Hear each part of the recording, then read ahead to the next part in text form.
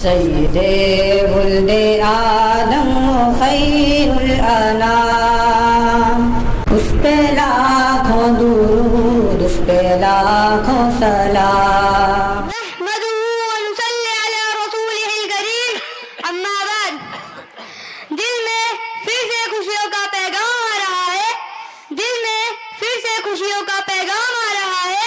مبارک ہو مومنو، پھر سے رمضان آ رہا ہے۔ ماشاءاللہ جناب صدر، محترم ساتھی اکرام اور میرے ہم مکتب ساتھیوں، السلام علیکم ورحمۃ اللہ وبرکاتہ۔ آج مجھے جس موضوع پر لب کشائی کا موقع دیا گیا ہے وہ ہے شان رمضان۔ جناب صدر، ماہ رمضان کا مہینہ دراصل برکتوں اور رحمتوں کا مہینہ ہے، اور اس مہینے میں اللہ تعالیٰ اپنی رحمت اور بخشش اپنے بندوں پر نچھاور کرتا ہے۔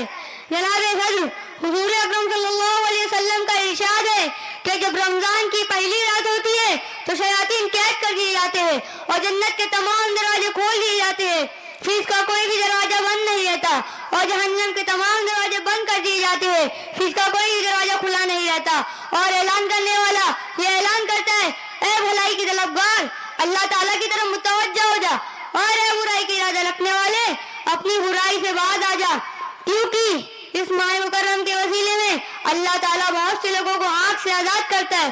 ہو سکتا ہے تو بھی ان لوگوں میں سے شامل ہو جائے۔ جناب صدر، ماہ رمضان کا مہینہ دراصل خیر و برکت کا مہینہ ہے۔ مسلمان کو مسلمان بن کر اپنے اعمال اللہ تعالیٰ کے حکم کے مطابق ڈھالنے کا مہینہ ہے۔ دولت مند کو اپنی دولت مندی کے ذریعے اللہ تعالیٰ کو راضی و خوش کرنے کا مہینہ ہے۔ غریب کو اپنی غریبی کے باوجود نیک عمل کرنے کا مہینہ ہے۔ یہ مہینہ آتا ہے تو فضا کو پر نور بنا دیا جاتا ہے، ایمان والوں کو مسرت کی لہر دوڑا دی جاتی ہے، بڑی عمر کے لوگ خلوص عمل کے ساتھ نیکی پر مشغول نظر آتے ہیں، تو چھوٹی عمر کے بچے ان کو دیکھ دیکھ کر عبادتوں میں شامل ہو جاتے ہیں، اور حتیٰ کہ فجر کی نماز میں بھی شامل ہو جاتے ہیں۔ جناب صدر، الحمدللہ ایک بار پھر سے رحمتوں کا مہینہ شائع فغن ہے، مغفرت کی سبھی لگا دی گئی ہے، اور پکارنے والا پکارتا ہے، کوئی ہے جو مجھ سے مانگے میں اس کو دوں، کوئی ہے جو مجھ سے معافی مانگے میں اس کو معاف کر دوں۔ وہ بندہ نواز تو اس ماہ مکرم کے مہینے میں اپنے بندوں کو نوازنے اور ان کو معاف کرنے کے لیے بہانے تلاش کرتا رہتا ہے، اور کتنا مفلس ہوگا وہ شخص جو اس ماہ مکرم کے مہینے کو پائے اور نہ اپنی دنیا بدلے نہ اپنی آخرت سنوار سکے۔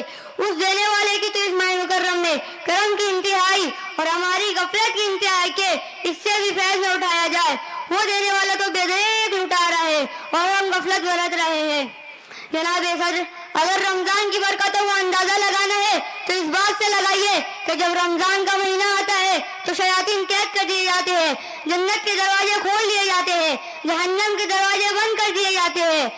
کسی شاعر نے کیا خوب یہ کہا ہے، کچھ سیوں میں ہے مسرت کی لہر دوڑی ہوئی، کچھ سیوں میں ہے مسرت کی لہر دوڑی ہوئی، شور ہے اوج فلک آمد رمضان کا، قید ہوتے ہیں شیاطین اس مبارک ماہ میں، قید ہوتے ہیں شیاطین اس مبارک ماہ میں، گیت گاتے ہیں فرشتے عظمت سبحان کا، وآخر دعوانا ان الحمدللہ رب العالمین۔ ماشاءاللہ سید ولد آدم خیر الانام، اس پہ لاکھوں درود، اس پہ لاکھوں سلام۔